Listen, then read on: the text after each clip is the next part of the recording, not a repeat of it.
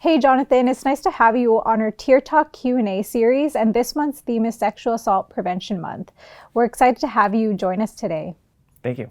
So the first question is, tell us a bit about yourself and your organization, Next Gen Men, as well as your podcast. Well, my name is Jonathan. My pronouns are he and him, and I'm here in Toronto. And I guess I'll say my background's in education. So I spent a couple of years as a teacher, but really had a sense, my passion is in supporting the well-being of boys and challenging gender-based violence. And so that's what connected me to this organization, Next Gen Men, which is an organization in Canada about engaging men and boys in the movement to end gender-based violence.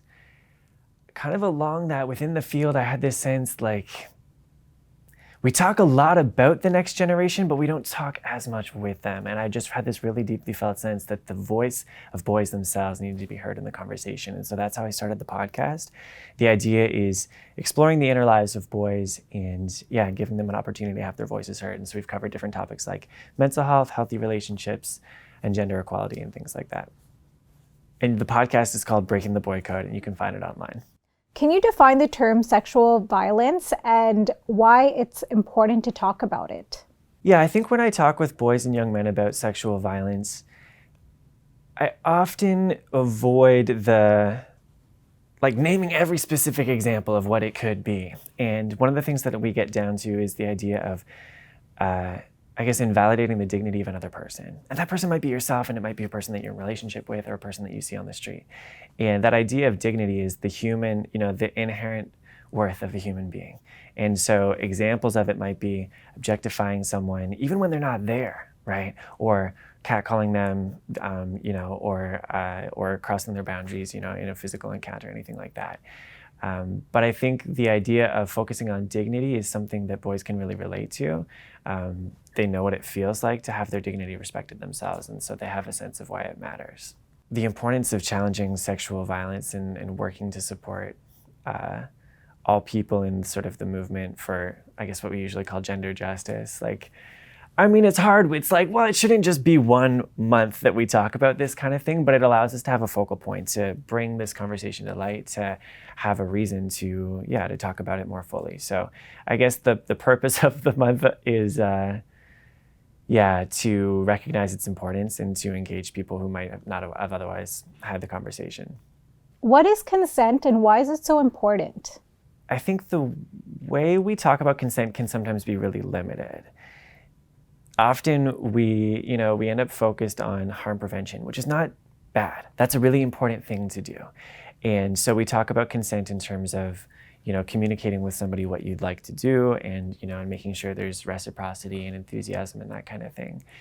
But I've had my mind sort of broadened over the last couple of years with the idea of not just consent experiences, but consent culture. What does that look like? If consent is not just, a ticket, through a gate, but the landscape that we walk within. If it's part of our relationships, if it's part of the way we think about ourselves and others in many facets of our life. So in terms of what consent is, it's almost what is it not? It's in everything in terms of how do we communicate about anything from going to the movies with friends to I guess I'll just say a sexual experience with a person that you care about. There's just this language of, it's not so much language, it's just a practice of communication about all things. Why not, right? Talk about what you are interested in, what you care about, what you're passionate about, what your interests are with that person, and be open to hearing where they're at as well.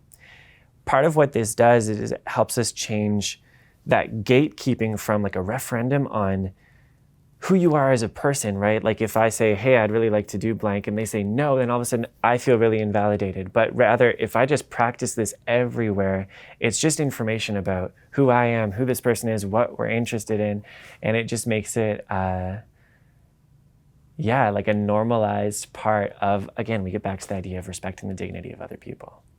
What messages do media send about sexual violence and consent? And how can we challenge those myths that we learn? In terms of what media says about consent, it's changing slightly, because society is changing and media often, movies and TV shows reflect the world that we live within. But by and large, it basically doesn't happen whatsoever, And I talk about this with young teenage boys where Well, I had a conversation with a kid who was he was planning on going on a date. He was all excited.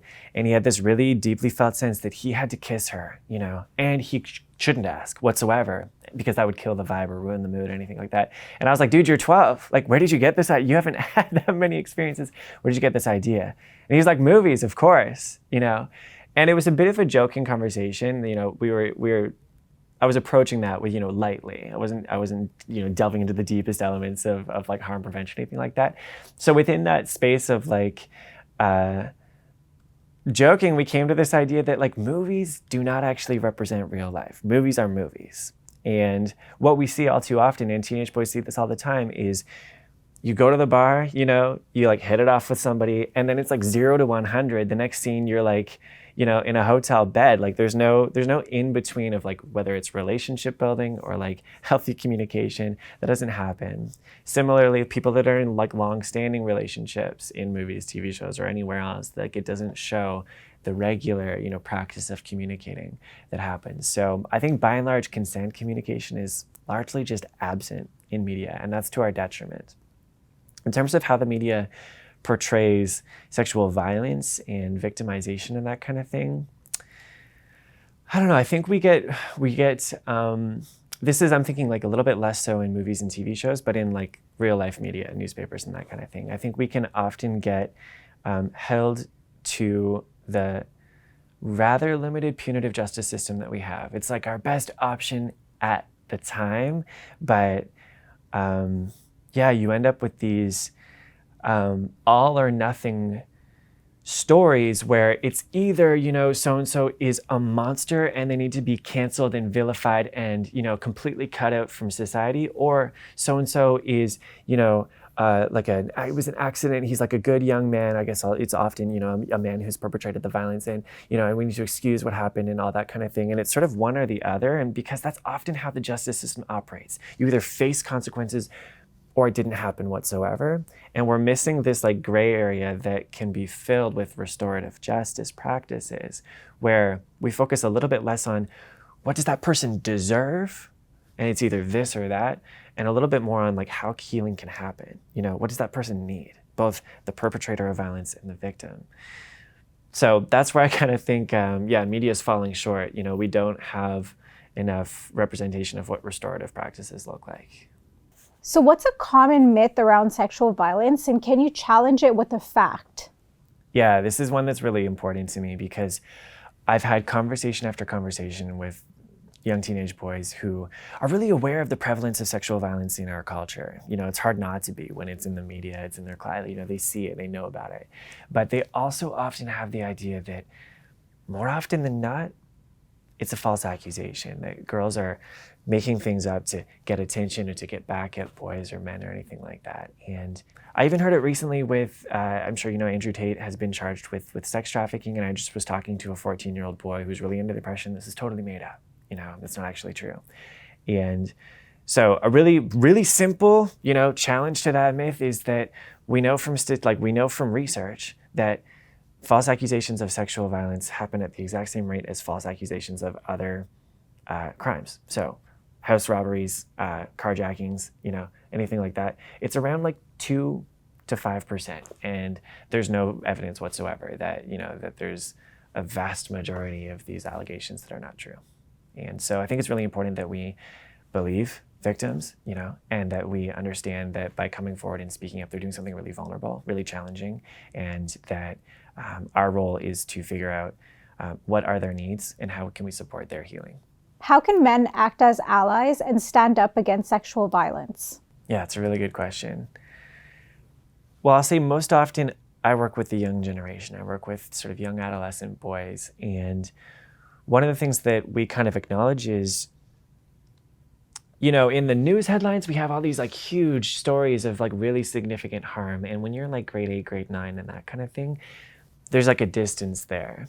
And when we're working with young people, we still want to figure out really tangibly, what does this look like in your life, right? And so one of the ways that we talk about this is actually you're probably familiar with the visualization of gender-based violence in our society, which is the rape culture pyramid, or the pyramid of gender-based violence, which is a visualization of, at the top is the most significant, forms of sexual violence. So rape, sexual assault, and that kind of thing. In the middle is the more sort of insidious forms. So there's like victim blaming, threatening, that kind of thing. And then the bottom is the often verbal, sometimes joking ways that these attitudes get normalized. So rape jokes, for example, sexist phrases, and or objectifying language, those things are right along the bottom. And what we do a whole sort of experiential activity with boys, but what we're getting at is the idea that those things along the bottom are super present, not just in the lives of like grade 8, grade 9 boys, but in the lives of, most men in society. And what they do is they lay the foundation for violence. And one of the cool things, we build this actual pyramid, right? And then we point out, if you knock out the things at the bottom, you destabilize the entire system. And so and what that looks like is if you're playing a video game and someone makes a rape joke, say that exam totally raped me. And then you say, hey, honestly, I'm not here to joke about rape. I want to take that seriously. You knock out that piece of this whole pyramid and the pyramid falls down, because it is based on the idea that we've normalized violence, and we think, implicitly that it's okay, or that it's sometimes just a joke, or if it's just a joke, it doesn't matter that much, and that's not true whatsoever. And so I guess that's what comes to mind for me when I think about how can men, be allies. I think we all are witness to those different elements of that foundation, and anything we can do to challenge it, stand up for it, say that's not funny to me, that's not okay. That'll do everything to knock out that system. Can you name a few organizations that do some work around preventing gender-based violence and sexual violence?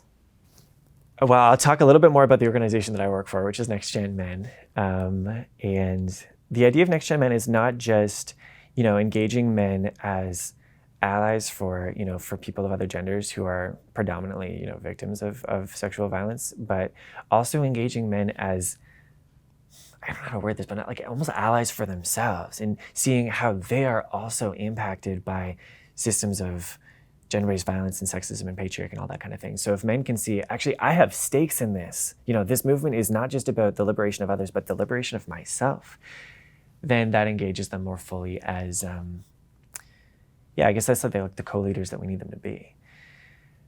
So I work for this organization, Next Gen Men, and that's a movement that I really care about. There's other organizations that are working to engage boys and men. And so like off the top of my head, I guess I'll list a few of them. So in the States, there's a Call to Men, and Ever Forward Club. Down in Australia, there's the Man Cave. Back here in Canada, there's White Ribbon Campaign. And so there's these different pockets of people who are connecting with this idea of how do we engage boys and men, because the movement, to end gender-based violence and to achieve gender justice is going to take everybody. Thank you so much, Jonathon, for joining our conversation today. We really appreciate you taking the time to join us for this important chat. Thanks for having me.